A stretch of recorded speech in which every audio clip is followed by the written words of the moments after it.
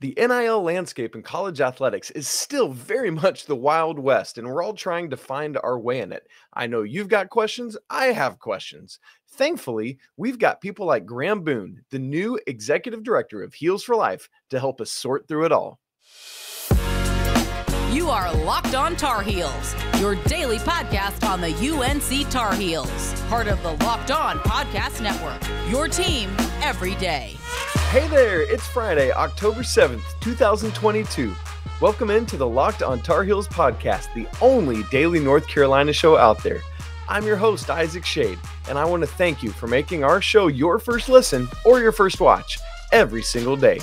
Please don't forget that we are free and available anywhere you get podcasts, so you can download and subscribe right now to make sure that you don't miss a single second of your team every day. Today's episode is brought to you by Underdog. Sign up on UnderdogFantasy.com with the promo code LOCKEDON and get your first deposit doubled up to $100. It is a pleasure today on Locked On Tar Heels to be joined by the brand new Executive Director of Heels4Life for North Carolina, Mr. Graham Boone, who's just getting settled into his new space in Kenan Stadium. Graham, it is great to have you today. You getting settled in there? Isaac, it's great to be here. It's great to be a Thursday before a Miami road trip, 4-1 for the Heels, and a lot of work to be done left in the season, but couldn't be more excited to take this role. Yes, absolutely. And I know, man, from reading everything coming out from North Carolina, I know people around the program and around the university are very excited to have you in that role. We're going to talk later, for those of you listening and watching, about who Graham is, his background, and just a lot of neat things he's done in life since his days in Chapel Hill as a student. But we want to start by unpacking this name, image, and likeness space.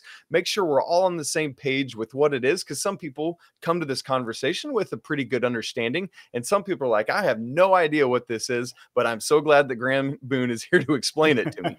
So Graham, let's just start there to make sure to level the playing field and get us all on the same page. Name, image, and likeness, which kicked off July 1st of 2021, was the start date. Would you just give us a brief synopsis of what NIL is? Yeah, so Isaac, it's a brand new world, but it's also the same world we've been living in a lot of respects. Name, image, and likeness, or otherwise abbreviated as NIL, was actually voted by the Supreme Court with a 9-0 decision. So good luck ever having one of those happen again in America, which shows the true bipartisanship and support of this. We've been taught for, however long amateur athletics have been in place, that we were not going to pay college athletes more than the value of their scholarship. And starting with some pioneers in the kind of the advocacy movement of people like Ed O'Bannon, moving to where NCAA is a multi-billion-dollar business. Coaches are paid exorbitant salaries. Staff and members and coaches are all benefiting from the play and work of these athletes, and they believe that the value of a scholarship is just not sufficient for what they should be earning. And also them as, at 18 years old, you're an adult. You should be able to earn money in the ways that you see fit. So with this new language and legal landscape, we've been able to establish some really unique ways to pay players for their, like I said, name, image, and likeness. But in this new rule, Isaac, the school can still not pay the player any more than their value of their scholarship. So it does not change what North Carolina does, does not change what Ohio State does or what Michigan does from an athletic department standpoint. But what it does is allows these players to find outside opportunities to benefit on marketing, on charitable opportunities, on educational opportunities, and receive compensation for their efforts, for their time, or for their image. So as a funny example, I remember when I was in school here from 05 to 09, it was the quote unquote Tyler Hansborough years for basketball. And there was some Psycho t-shirts that were Psycho t-shirts that were printed up, and they were really popular, and they had to be pulled off the shelf because they had his image on there, and they could not profit off of his image, nor could Tyler Hansborough share in those profits. Now, if you wanted to go and buy a Drake Maye football jersey with his name on the back, Drake Maye receives a portion of those proceeds, as he should. It's his name. He is the value behind it. So NIL is a brand new space. Like you said, it's just over a year in, and like any new landscape, people are jumping up to try to profit off of it. There are any number of new vendors, new products, new businesses, and I'm sure we'll talk about the name of collectives here in a few minutes. Yeah. But we are creating a brand new industry, and one that is quite wide open right now. There's not nearly as many regulations as people think there are. So we'll talk a bit more about Heels4Life here in a bit, but NIL is certainly here to stay. There is a lot of philosophical issues that people have with it, saying, hey, I'm not comfortable with paying student athletes. Well, it's less about philosophy and more about practicality right now. It's here, and it's a way for us to support these players and do it the right way. And my job here at Carolina is to do it the Carolina way. And that means to be a better citizen for the community and provide value to these student athletes who work so hard to represent the school on the field. And as you said, I'm brand new in this job. I'm still learning quite a bit. And as I was told by one of my board members in my interview process, I said, well, I'm not an NIL expert, to be candid. And they said, Graham, it's only been around for a year. There's not an NIL expert in the country. Right. Make me feel a little better. Yes, exactly. And that's part of what we're trying to figure out. Many, and I know that I've used this phrase, I've heard you use this phrase, refer to NIL currently as the Wild West. For me, I see that as like a direct result of the NCAA's unwillingness as the governing body of collegiate athletics to proactively lead out on this, and really only backed into NIL kind of kicking and screaming as states began to enact legislation at their state level. Mm-hmm. In your opinion, Graham, if the NCAA had been more proactive, do you think we could already have some better systems and regulations in place from the get-go? Potentially, and I do think that there's some leniency or clemency that should be provided to the NCAA, because when they are planning for something that has no guardrails and they also don't know if it's going to pass, you're asking them to put laws in place for an industry that doesn't exist. So it's the same idea of when the FDA approves a drug, but they don't actually release the drug for 5 years, right? So when I was a player agent in the NBA, when they had the new collective bargaining agreement, they talked about cap smoothing, which would take 3 to 4 years to initiate, so there wasn't some big onslaught of money. So with NIL and those same analogies, I think that it would have been very tough to say what you can and can't do and who can and cannot participate before they were able to see what the landscape was. Now, listen, I think there could have been some good proactivity on understanding the scale of NIL and what some of these universities can do from a support perspective and their alumni bases who are affluent, fervent, excited to participate. We should have known that alums from places like Carolina and Texas and Miami and LSU, who are so committed to these programs and their success, were going to be very aggressive in how they supported it. And they were going to find ways to do this legally, but also, maybe thinly margined. And so I think that I'm trying to speak diplomatically here. Yes, and you're doing a great job of it. I appreciate it. And so no, I don't think there's anything that NCAA could have done structurally, but I do think now that we've had a year of data and we're seeing, because again, Heels4Life, we are a fully private business. I have no official tether to the university. Right. I spend a lot of my time with Coach Brown, with Pat Suddes, his second hand, with the coaching staff here, with our players, with our athletic director. However, I'm a private business, so I can build this in any way that any other private business can be built. I can have products and merchandise and donors and investors. All these things are possible. So I do think that we now have enough data that the NCAA should start looking at how we can control this a bit more. And I don't think that's going to impact the players negatively. But I think it will put some guardrails on some clandestine and underhanded activities that I'm sure are happening and coming down the pike. And again, spent most of my career as a player agent in the NBA.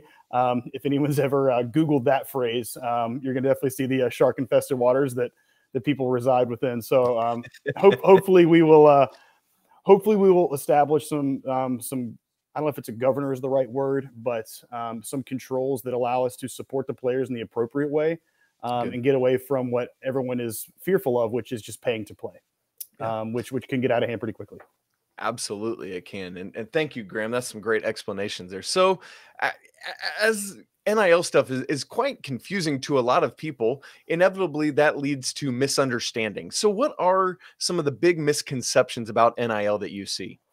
Yeah, I think there's, a lot of universities are very smartly moving conservatively in how they support and interact.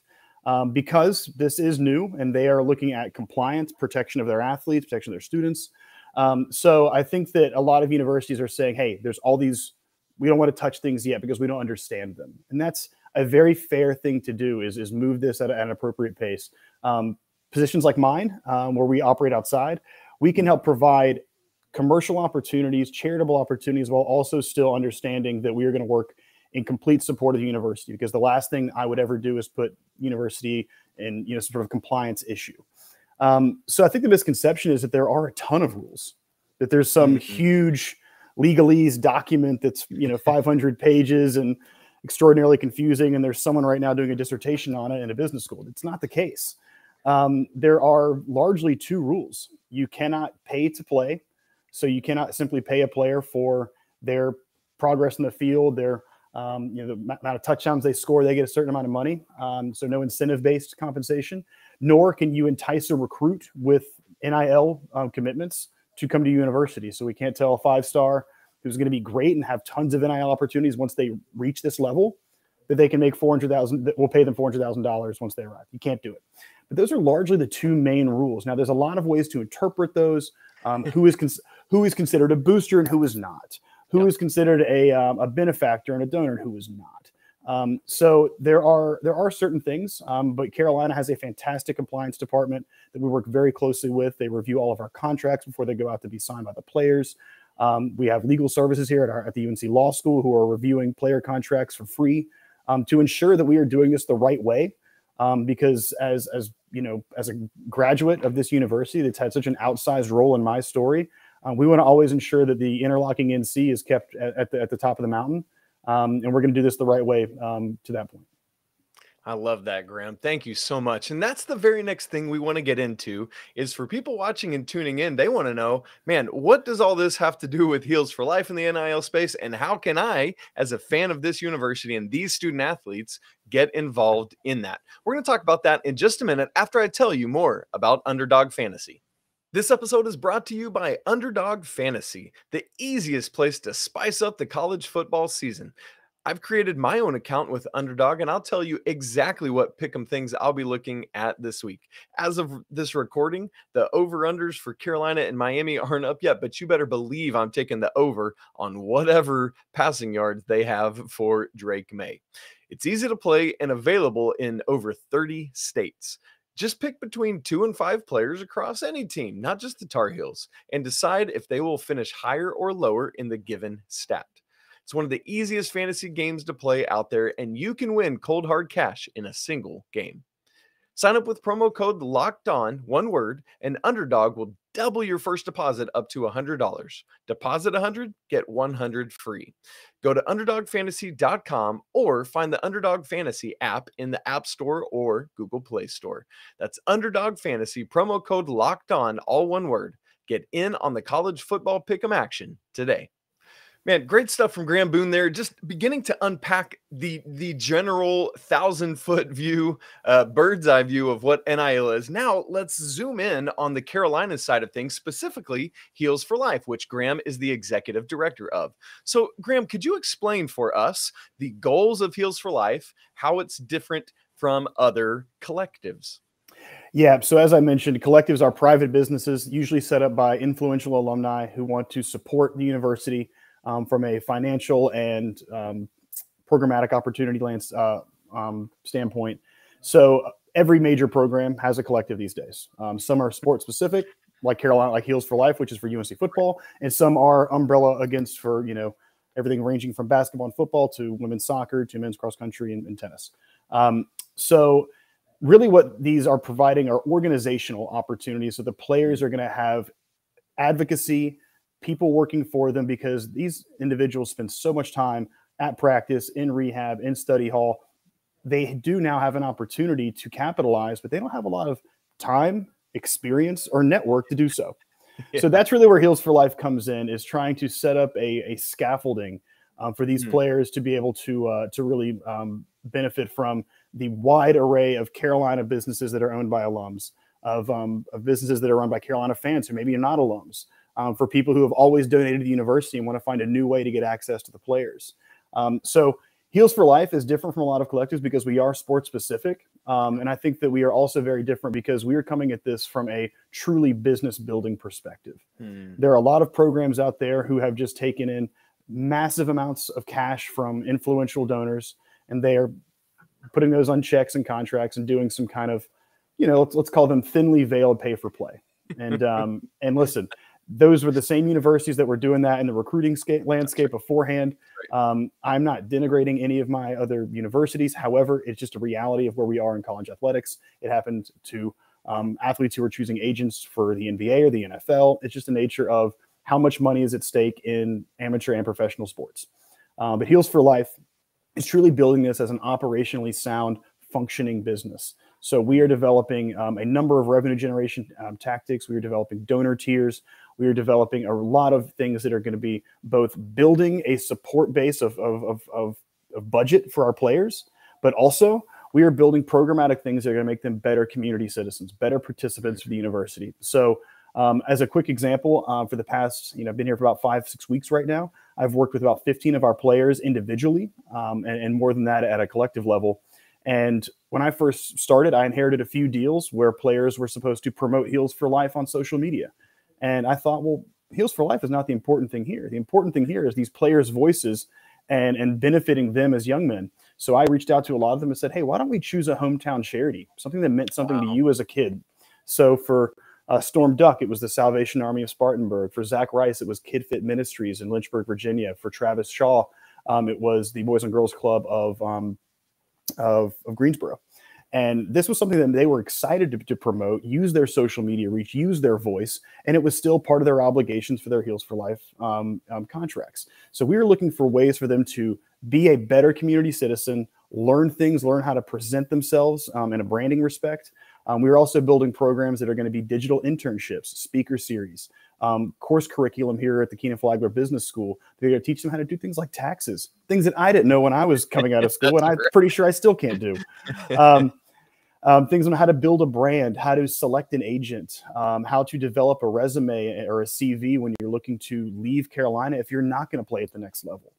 We have a commitment as a university and as a community surrounding that university to empower these students to be the best they can be while they're here and when they leave. Because as Mack says, this is a 4-year choice and a 40-year commitment.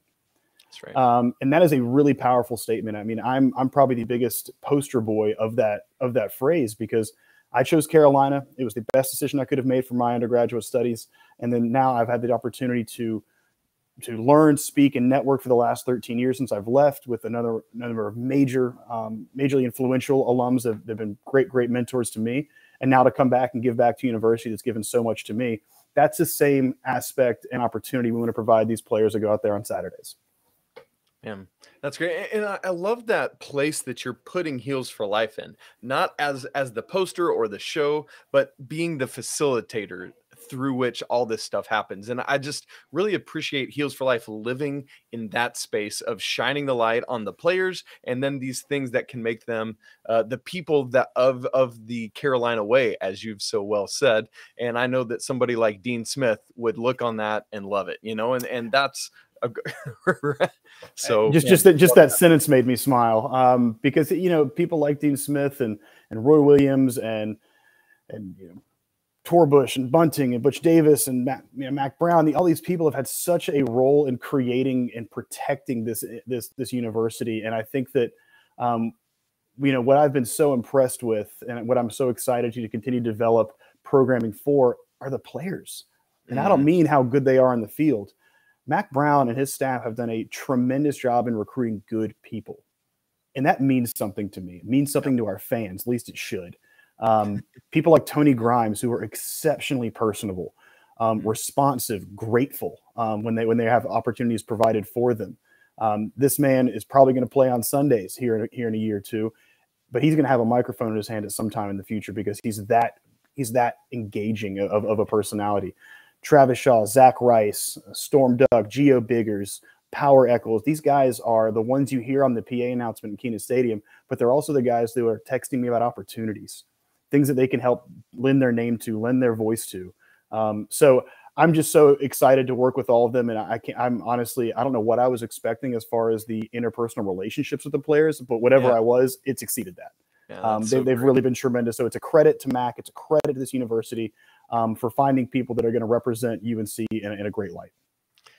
Man, that's so good, Graham. And I think that leads us right into what people are wondering is like, how can I, as an individual fan, or as we as a family, work at supporting these players through Heels for Life without, inadvertently with good intentions, doing something that would actually have a negative impact on them? So how can they, through Heels for Life, support these players and the things that they care about?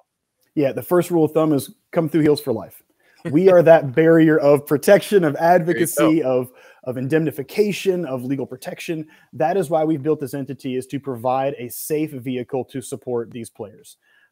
So there's a couple of things that are currently in place, and then I should say that a lot more are being built right now. We have grand designs for Heels for Life and for the NIL opportunities here. So right now, a couple things. Heels4Life.org. That's heels4life.org. Go to our website. You'll see that there's information about NIL. There's a video from Mack Brown explaining the new NIL landscape.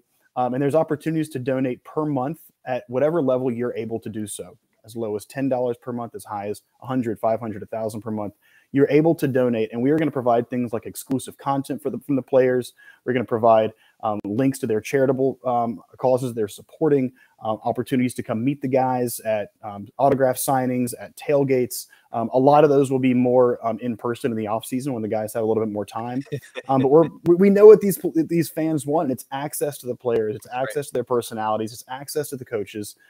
So go to Heels for Life. You'll see some things that we currently have in place, but then to kind of tease some things that we're building, we're going to be developing a corporate partnership strategy that's going to have a lot of businesses that are run by, I said, Carolina alums, Carolina fans, that are going to be sponsoring certain players, sponsoring certain position groups, providing unique merchandise, unique retail items that are going to be part going to the players and part going to charities. So if you have a business, if you have people in your network that would like to support UNC athletics, have the support of the players, they can reach out to our contact form on our website. We'll talk to them about the opportunities we have. They can hear what they're kind of looking to do. We can be that creative engine to provide what they're looking for. So we can say, hey, I think we have a great idea with our special teams unit. Or, hey, I know that, Amari in Hampton, I'm making it up, is really passionate about kids fitness. So let's work on maybe a deal that has him running a fantasy camp for kids in the spring that has a charitable element to it. So a lot of opportunity. It's only limited by our creativity. So please reach out to Heels for Life through our contact portal, through our website. And then moreover, if you have a nonprofit or of a nonprofit that could benefit from the voice of these players, from the participation of these players, mefine.org is a really unique nonprofit in the Chapel Hill area that Armando Baycott from the basketball team just lent his voice to, and went over and made some visits to the young people in the hospital. These are things these players love doing. It really is. And when they have time, especially in the off season, we're going to put a lot of commitment into that. So reach out, engage. And then obviously we'll be providing new social media handles, new digital episodes for our players, a lot of things in the works to kind of spread the message a bit more. I think another question that a lot of people are wondering is, as you talked about, Heels for Life is a private and independent non-for-profit. But like, we are for-profit. Sorry. But I should say that's a really interesting. There's a lot of conversation right now because some collectives are having a 501c3 element. Yes. We are exploring that as well for donors who would like to donate to it. But that also means we have a commitment to ensuring that money going to the player is also going to benefit a true nonprofit, is going to benefit something that has a charitable capacity. So we are exploring that. It's a very unique conversation right now in the NIL world. And a lot of people are doing it to skirt tax laws to still pay the players. We're doing it to ensure that we can, provide an opportunity for a donor to be more comfortable with what they're donating, but also that we are going to truly provide the value back to a charity. Yeah, absolutely. Thank you for correcting me there. Yeah, of course. My misspeak. But as an independent entity, but yet, you're sitting there in Kenan Stadium right now. So what is the connection between Heels for Life and the athletics department? And I know a lot of people currently already give to the Rams Club. So what is all the interplay there? Yeah. So I've been so lucky to have phenomenal stakeholders across the university. So that goes from John Montgomery and his team at the Rams Club. It goes to Mack Brown and the football staff here at Kenan Stadium. It goes to the community leaders within Chapel Hill. Keenan Flagler Business School has been setting up some programming for Heels for Life. The journalism school, we're talking about an internship program so I can have some UNC students involved with helping Heels4Life. So I've been so fortunate. And then, of course, Bubba Cunningham, our athletic director, has been a tremendous support for me as I've gotten onboarded. So while there is no official tether, I spend my day in and around Chapel Hill. So at times I come down here for some meetings with Coach Brown, with his staff, to ensure that we are on the same page with what we're trying to do for the players, what their schedules are, when they're going to be able to do post for charities, when they're going to be able to do appearances, ensuring that we are talking to our proper donors and making sure they feel comfortable with what they're doing and not just asking for their money, asking for their input. These are people who have made tremendous lives in business, and we want to make sure that we are employing their help and services into how we build this company. I would be quite arrogant to think I could do this on my own and have all these incredibly accomplished Carolina alums not tell me their opinions on how to build this organization. So I spend my days meeting with donors, meeting with the coaching staff, meeting with the Rams Club, and meeting with community leaders on how we establish this. So it's the Chapel Hill Chamber of Commerce. It's media outlets so we can get the word out about what we're doing. So I float is the correct answer many days. So this is not my office. It is just a place I like to spend some time because it allows me to get closer to the players, closer to the coaches, the people that we're truly supporting. Very good, Graham. Thank you so much for unpacking that for us, helping us understand a little bit more about how they can connect through Heels4Life to help out these players and the things that they care about. We're going to talk more about Graham himself, his experiences at North Carolina as a student, and what he's been doing since, right after I tell you about our Drive for 5. We'd love for you to join our Drive for 5. We are pushing towards getting 5,000 YouTube subscribers by the time the college basketball season tips off. One of the ways we're doing that is each week in October, we're having a giveaway here on Locked On Tar Heels. This week, it's a free $10 Starbucks gift card. All you have to do is subscribe to our YouTube channel. We're going to have a drawing this Saturday. Whoever wins is going to win a free digital $10 Starbucks gift card. Thanks so much for helping us in our Drive for 5. So we want to wrap up our time together today by just getting to know Graham himself a little more. And so, Graham, first off, I just want to ask you, what was it about this role that intrigued you?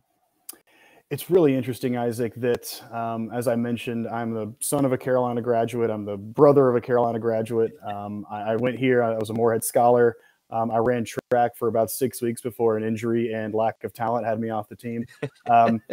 And so when I was an undergraduate here, I stayed extremely active on campus in the sports kind of community because it was a passion of mine. It was just so infectious when you're on this campus. I mean, it's a part of Carolina's culture.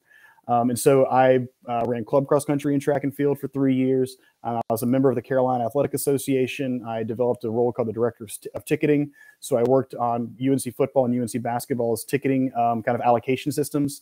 Helping implement the randomization tools that they still use, apparently, which is remarkable. So I got to know a lot of the senior staff members, the athletic department. I got to understand the culture of UNC athletics. So when I graduated and went to join the broader sports world and left UNC, I always wanted to remain close. Anything that I could do to help the university, I always tried to make the time for. So I came back for a number of times to speak at some networking events, some sports business summits. I've had a UNC intern, I think 8 or 9 years in a row at my various companies. And so it's just been a tremendous opportunity for me to give back. So I never did this with the assumption that I would have an opportunity to work here. My career had taken me mostly through professional sports.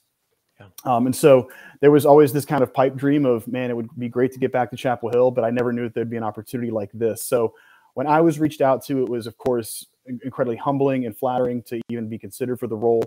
But it was not just the role that enticed me; it was the people supporting it. It was Bubba Cunningham, it was Mack Brown, it was Bill Goodwin on my board, it was John Montgomery in the Rams Club, it was Dwight Stone, the former chair of the board of trustees. Their words of support let me know that although I'm an employee base of one for the moment, I am not a group of one. I'm going to have every tool in the kit to be successful here. And then, listen, let's be honest. When Mack Brown gives you a phone call and tells you you're the guy for the job and he really wants you to come join, it's going to be tough to turn him down. And I think all of our players who signed here would say the same thing. He's just a tremendous leader. He's a tremendous person. He's genuine in his support for these athletes. And so it gave me all of the affirmation and validation that my thoughts about Carolina were true. The things that I hold dear about this university and the feeling you get when you're on campus are supported and represented so well by the people who are my biggest stakeholders. So yes, NIL is a tremendous opportunity. I've told my friends I'm a masochist in business because I continue to join smaller and smaller organizations with fewer resources and bigger goals. So we're joining at this unbelievably exciting and unique and scary time, in some respects. And that's just such a, I used to say this phrase that I made up, and it's cliche, but it's fun. If at the end of your life, you're going to write a book, make it worth reading. And what a chapter I'm getting to write in my story, and hopefully benefiting others in my opportunity here. So I've been smiling since I took this job, and maybe it's smiling through the anxiety and the stress of what NIL can really be. But again, I have just such a great support system, and like I said, my wife and I are moving down from New Jersey to Durham. We have a great place, a couple miles from this other school that we have to play twice a year in basketball and next week in football. But we're so excited to be down here and be integrated in the community. It's such a special place. And I think I told my father, who I said was a UNC grad, I feel most like myself when I'm on this campus. I think that's a great phrase to leave that on. That's a glowing review that any university would want to have said about them. Speaking of which, man, Graham, from our conversations prior to the show that we've had the last several weeks and talking today, it is evident what an influence this university has had on you and your life and your family's life, quite frankly. Would you share just a memory or two of why that is true?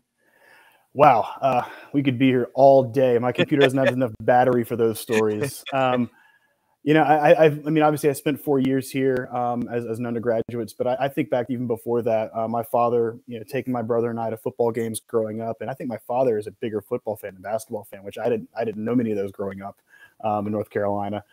So I have all the requisite pictures with Ramses as a kid. I used to go to Dean Smith basketball camp most summers. And one memory I have is when I was, I must have been 9 or 10. Came here to Dean Smith's basketball camp, and they were kind of putting us in little groups and teams for the week that you played, your little like 5-person team, and you played other little 5-person teams around, little kind of round robin style.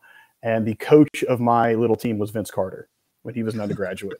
Wow. And he was a sophomore, I think. And they did a current player versus former player game. And I remember I went to the game, and I'll tell you what happened in a second, because I ran home and I ran back to the dorms. I called my mom and I said, Vince Carter just did a windmill dunk in a game, and Jerry Stackhouse high-fived me. And it was just, in my mind, there were no bigger celebrities. I couldn't have told you who was president at the time, but these were gods among men when I was growing up. So just those kind of fun feelings. And then I'll never forget my father, who is such a traditionalist Carolina fan. We got to my freshman year, we're getting into the dorms. He takes me to Ram's Head Rathskeller, the old Italian spot in the alleyway on Franklin Street that was an institution for decades. And he was so excited to take me to this. Let's be candid, it wasn't great Italian food, but it was a very cool atmosphere, and it was such an institution. And the next year it closed. Okay, just had been a great run. My dad was crestfallen. He was just like, how do you close the Rathskeller? And so just it shows the kind of long-tailed influence this place can have over you. And I think that all of my friends from Carolina will say the same thing. When you walk around this campus as an adult, as an alum, you have a story about every nook and cranny on this campus, whether it's a funny story about eating in the Lenore dining hall, whether it's a class you had in the basement of a building that had no AC at the time, or whether it's rushing Franklin when Hansborough hit a 3 to beat Duke on JJ Redick's senior night. Those are the memories that kind of keep you coming back. And so, yeah, again, I could just keep talking, but I think we have probably a time limit on this pod. Yeah, I think we got to stop at some point. Man. Well, folks, this is what I love is It's clear from listening, from those of you watching, you see it. Graham Boone is a Tar Heel, and his job is to facilitate helping get you to be able to have the opportunity to interact with today's Tar Heels. And man, what a wonderful and beautiful pipeline that is. There's a lot more yet to be figured out in the NIL landscape, but we are very fortunate as the University of North Carolina to have Graham Boone helping us do that. Graham, thank you so much for being with us today. Isaac, thanks so much. And as always, go Heels. Go Heels. That's it for this week of Locked on Tar Heels, where we bring you your team every day. Want to remind you to enter in our Drive for 5 Starbucks gift card drawing. All you got to do is subscribe to our YouTube channel. Coming up next week, we will have our Miami recap. We will have a live action recap. In fact, we're going to have a live action recap with one of the guys on the play-by-play that evening. Super fun and looking forward to that. You can follow the show on Twitter at Locked on Heels. You can follow me on Twitter at Isaac Schade. If you want to get more on the ACC, you can do that by making Locked on ACC your second listen. Host Candace Cooper and the local experts of Locked On take you around the conference in 30 minutes, 5 days a week. We'd love for you to subscribe to the show, smash the like button, leave some great comments on your questions or thoughts about NIL, and make sure you hit that bell so you get a notification anytime a new episode drops. Really hope you have a great weekend. Enjoy the Carolina and Miami game. Would love to see the Tar Heels move to 2-0 in the conference. But as for today, I want to remind you that it is always a great day to be a Tar Heel. Until next week, peace.